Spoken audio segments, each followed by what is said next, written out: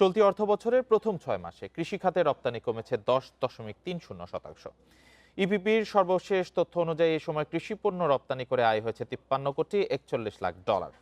আগের অর্থবছরের একই সময়ে এ আয় ছিল $59.55 কোটি। অর্থাৎ আয় কমেছে $6 কোটি বেশি।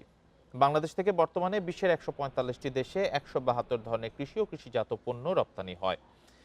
এই খাতের প্রধান ৫ রপ্তানি পণ্যের গন্তব্য সংযুক্ত আরব আমিরাত, সৌদি আরব, ভারত, যুক্তরাজ্য ও যুক্তরাষ্ট্র। মূলত চা, সবজি, তামাক, বিভিন্ন ধরনের ফল, প্রাণীজ বা উদ্ভিজ্জ তেল ও চর্বি এবং চিনি ও মশলা জাতীয় পণ্য রপ্তানি করা হয়। এর মধ্যে উল্লেখযোগ্য হারে রপ্তানি কমেছে চা এবং প্রাণীজ বা উদ্ভিজ্জ তেল ও চর্বি। খাত সংশ্লিষ্টরা বলছেন, আন্তর্জাতিক বাজারে অস্থিরতা থাকায় অর্থবছরের দ্বিতীয়ার্ধেও পণ্য রপ্তানিতে নেতিবাচক ধারা অব্যাহত থাকতে পারে।